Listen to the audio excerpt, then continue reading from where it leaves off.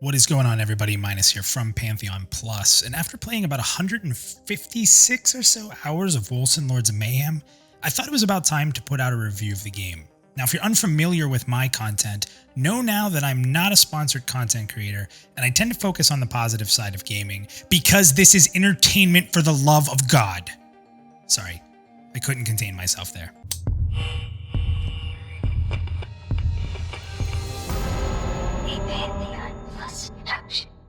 So to start, I think it's very important to know that Wolcen is the first game release for a studio titled, appropriately, Wolcen Studio, and the game launched officially on February 13th, 2020. Why that's important is because this is not a mega studio, and the team is made up of about 40 members max. Now, the pre-launch access was successful, but it was by no means groundbreaking in its pre-purchase state. However, on February 13th, the game jumped to number 1 on Steam, and the game was flooded with first-time players and purchasers. That put a huge strain on the game, the servers, the team, and many bugs and issues were revealed. Now listen, this is very important to understand. I am not here to ignore that these bugs and issues exist. Let me be very clear. At launch, there were a lot of bugs, and there continue to be some performance bugs. However, the issue I have with different influencers out there, like Quinn, who honestly, I really like Quinn, but he's saying things like the game should be a 1 or 2 out of 10 because of the launch and encouraging refunds. That was extraordinarily disheartening. GameSpot followed suit and gave the game a 4 out of 10 shortly after launch, as well as trashing on the game, calling it a mess, much like Quinn did. So my issue isn't with calling out bugs, it's the lack of actual logical analysis of the game, the studio, and the events that led to this occurring. So first, know that the game peaked at 62,385 roughly, online players on day 1. A day that was filled with a ton of server issues too, so that number probably could have been a lot higher. That in itself is insane for an indie title that has little to no marketing, and as of January had only peaked at 1,825 players. There is no way to prepare your servers to skyrocket to number 1 on Steam.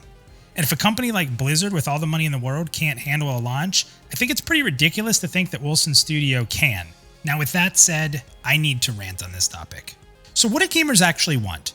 We live in a day and age where it's cool to hate on mega corporations like Blizzard, Activision, EA, Microsoft, etc., and the masses constantly clamor for the story of the little guy in the industry coming up with something great. Well, that's exactly what Wolcen was able to achieve, and instead of supporting them, because we can see that Wolcen overall is an outstanding game with some issues that can easily be fixed, influencers and reviewers crush them with poor marketing, and the gaming sheep follow right along and trash them on Steam, make memes out of the game. So what do you people really want? Do you want to support the indie studios? I mean, do you really? This game was available for $30 prior to launch and went up to $45 at launch, and it's not even a full-priced game. Yet Blizzard releases a $60 version of Diablo 3 at launch, with no offline mode by the way, and the servers were basically down for a month.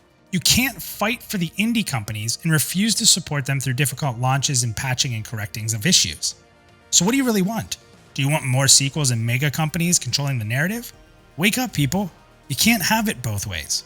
Okay, so admittedly that was a bit of a rant, and I'm not trying to say I'm better than anybody, and I'm not trying to sit here and preach, but I think it's important to understand what you're reviewing and what you're playing. Using logical details like this to understand what areas you may be able to give a studio a little bit of slack on is, I think, an important reviewing concept. So let's start the review off with me talking about the things I don't like about Wolcen, or that I think are current issues that very much so need addressed. So first, we're going to talk about game stability, and it is an issue, but one that I feel like can be corrected, but it's probably my biggest knock on the game right now. What I mean by this is slowdown and unresponsive issues, which are super important to the ARPG genre. At times, abilities feel lagged upon clicking, or animations extend a bit too long, which causes a delay in getting off an ability when you really need it. This lack of click and instant action can really be damaging, and I think that this can be fixed with some optimization fixes. The other side of the game is the stability in forms of constant crashing. In my 150 hours played, I probably crash once a play session or so, maybe once every 2 to 3 hours on average.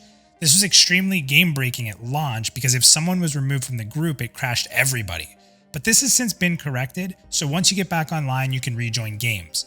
It isn't exactly seamless, however, and sometimes you may have a bit of syncing issues, with different dungeon entrances and such when you get back into the game. I've had to disable the white damage numbers from popping up as it was causing a major hit on my system, and I run with a pretty strong system in a 2080 Ti, so I would expect a frame rate would not be an issue. Again, I give them a slight pass on some of this as they were quick to address some of the worst stability issues in the first few days of launch, but this is by far my biggest knock on the game, but again, I do think they can get this fixed. Number 2 is the itemization of gear, which in some areas is great, but is absolutely horrible in others. I'll start by saying that as a mage, I would love to take advantage of sorcerer armor and build up my force shield, but honestly in comparison to resists and HP, it's absolutely worthless. I was able to progress a lot further in the game when I just switched to heavy and bruiser gear, making 2 tiers of gear nearly worthless. Like a lot of ARPGs recently, defensive stats are so overpowered that they really became a major focus for players as you progress and build your toon. So even if you're a sorcerer wielding fireballs and dealing massive damage, you'll start to veer off and head into the tanking or defensive trees of the passive wheel because you simply can't survive without them. This limits the ability to spend passive points on being a pure sorcerer or a rogue because you just don't have enough survivability, at least for the investment. This is also true in weapons, as using a two-hander for melee characters feels great, but using a two-handed staff feels off. You seem to lose some base power using a staff, but there is no one-handed option for spellcaster other than a catalyst, which plays more into rage building than willpower. So there's a little work to be done in order to not alienate an entire set of gear and allow for builds to function without cookie cutter or needed passives from trees like Siegebreaker. The passive tree overall is a very big win that I'll talk about later, but things like this can take away from some of the luster of it when you're forced to take certain things. And when I say forced, I don't mean as in meta build, I'm saying forced because if you don't take it, you get one shot. And that leads me to number 3, which is right in line with being one shot. Enemy balance on modifiers and abilities are a little off sometimes, and some of them are a complete nightmare. I feel like there's such a huge jump in difficulty at the same level as other bosses that it actually makes the fight unenjoyable and painstakingly long.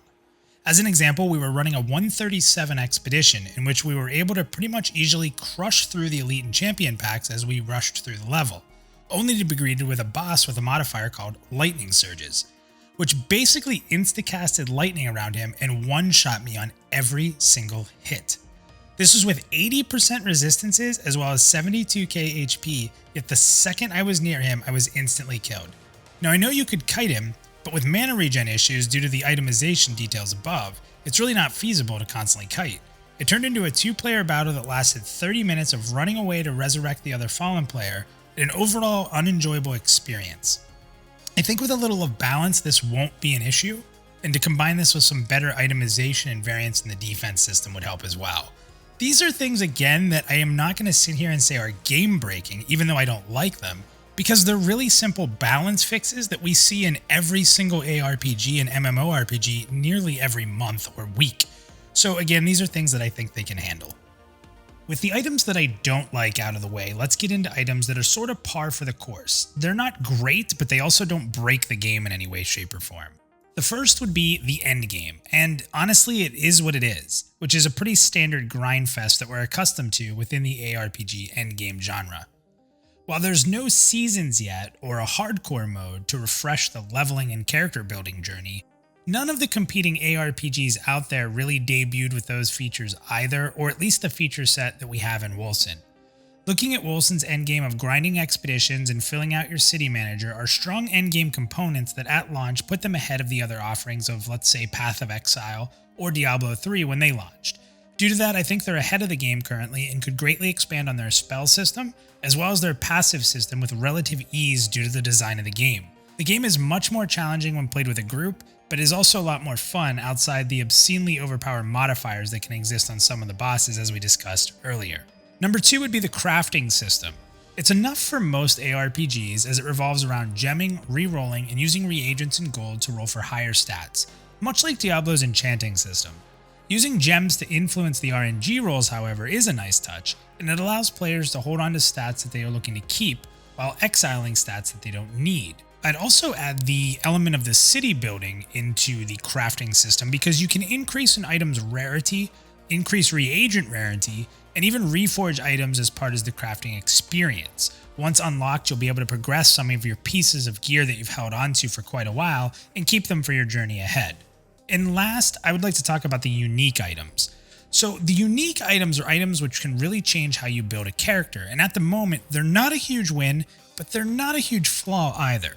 The issue for these items is that you cannot upgrade them like you can other items, and this means that you are sort of stuck with the stats that are generated for them. At times this is fine, as I use 2 of the same ring, which are a huge part of my build, and they play off of it well. But some weapons are just too weak if you can't roll gems on them or you can't add damage modifiers. The concept behind these items are really well done, but the item level needs to be associated with better stats, and I think there has to be some stats on these items that are customizable, including the addition of gem sockets. I think chasing out specifically named items like this is a big reason to farm and grind in ARPGs, so I'd like to see them head in that direction, so it just needs a little bit of work to make these items as special as they should be. Okay, so let's get to the meat and potatoes. What do I like about Wolcen? Well, let's start with number 1. The game is absolutely beautiful and rivals any ARPG I have ever played. Now don't get me wrong, graphics are not everything, especially in this genre. But the spell effects, the lighting, and the on-screen chaos is just so magnificently done that I have to tip my hat to the Wolcen team. I'm even impressed with the ability to customize your look in a really big way with a dyeing and transmog system that's pretty deep and can make for some really great looking character captures to show off your tune. Number 2 would be the passive tree, and while not 100% balanced, it is an amazing way to set up theory crafting and free building of unique playstyles. Now don't get me wrong, every game will have the meta OP builds that everybody will flock to, but for me, I love experimenting, and I've had an absolute blast doing so in my time played thus far. I've all but avoided most of the OP builds, and it's paid off as the Wolcen team is quick to address massively overscaled items or broken abilities once announced. The passive tree is a huge reason that I love Wolcen, because it provides a way to constantly add more depth to the game and create interesting and unique playstyles. Number 3 is the skill system itself and the modifiers. This is a huge win for Wolcen. Tying these options into your passive selections allows you to have some really fun specialized builds. You can convert your spells to the base damage type that you want so you can see the vision of your character come to life. You'll have options to do it all throughout the spells. In the build I'm currently using, I'm changing a bunch of my abilities from their base elements to fire, then building off fire damage with my gear. It works really well, and with the system they have in place for leveling skills, adding modifiers, and being able to collect all the skills in-game, it's going to be very easy for them to add more spells later, which can drop off of rare events or new segments of the game. The potential for these systems are incredible, and it's easy to see how they can build forward, which is very important in these games. Number 4 would be the fact that the Wolcen team has been extraordinarily forthright about issues, and has done a good job of addressing bug fixes pretty quickly, especially for a small team. Remember, you have to be able to put that into perspective. Within only a few weeks, they released a large amount of fixes and patch notes, and even surprised a lot of us with the speed in which they identified a list they were working on, and then only days later addressed and fixed the majority of the issues. Now, while I'm really happy about this, there are some bad actors in the Wolcen community that complain about nerfs and such that they knew were coming. I see this quite a bit on the forums, Steam, and Discord, constantly complaining that they can no longer complete level 187 expeditions with their level 70 subpar gear, pressing 1 or 2 buttons. Well, good! You shouldn't be able to do the endgame content without hitting max level and putting work into your gear to earn it. I just can't understand why people are so devoid of earning what they get out of a game. The challenge needs to be there, and nerfing the living hell out of Bleeding Edge was a needed thing.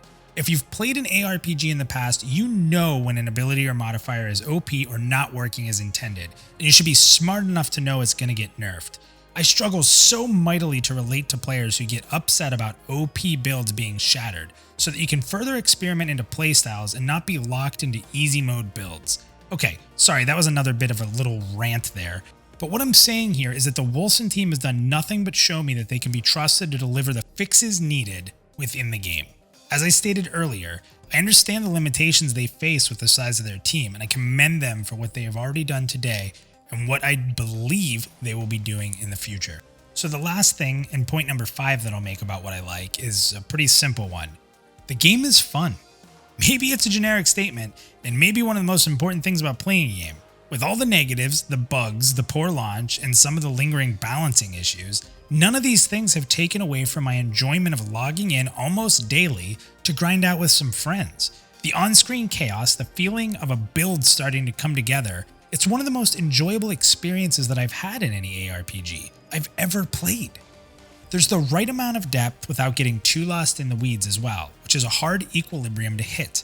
I get excited when we see chests, I get excited when a red or purple items drop, and I constantly enjoy theory crafting and trying new things. This is what keeps me playing an ARPG, options, and this game gives me the right number of options and an amazingly beautiful presentation, which increases its overall fun, especially when playing with members of the community. What more could you ask for? Let's not forget something. One of the biggest reasons for Wolcen's community rage was because people wanted to play it. A lot of people like these systems. They want to love the game. So then just love it. Play it and wait and be patient and support an indie developer who's busting their butts to make sure these things are corrected. It's not even a full price game, guys. $45? The amount of time I've spent, and probably you, for $45 probably beats any other source of entertainment we could purchase. Okay, so if you're reviewing a game, I guess you have to give it a final score. Quinn gave the game a 1 or 2 out of 10, and GameSpot gave them a 4 out of 10. So where do I stand? Well, let's break it down instead of just giving a score. So how does the game play right now? If that's all I thought of, I would say it's a 6 out of 10. But there's a few more important pieces. What's its potential? I would rate its potential as very high. Where's my faith in the Wolcen team? I would also rate that very high, especially as an indie team. Would I say the same thing if it was Blizzard? Maybe not. But as an indie team with their first game ever, I commend them for what they've done and I have a lot of faith. Do they have the ability to overcome current issues? Yes. Most of the complaints and issues we see right now are standard easy fixes within any genre game like this. It's balancing, it's adjusting, and it's nerfing. That's what we do. And last, would I recommend it to friends, family members, and those who hang out with me in the community? Yes, because the game is fun as hell. So right now, because of the potential, because of my faith in the team, because of my enjoyment, and where I think it is right now, I'm going to give Wolcen a 7 out of 10, and I think that score is only going to go up as they continue to address issues and continue to build the game. So there it is. Is this just Minus being too positive again and enjoying a game for what it is instead of what the community tells me it should be? Am I totally off my rocker? Or are you having fun with Wolcen too? Is it okay to logically understand what you're reviewing because it is an indie company? Is it logical to take the challenge that they face and put some meaning behind it? Is it logical to have faith in a game that already is so good? Let me know in the comments below. If you've ever watched any Pantheon Plus, it is a free open forum for you to respectfully give your opinion and have communication with our community. So if you disagree, let me have it. But tell me why, and tell me what you can't give a pass on.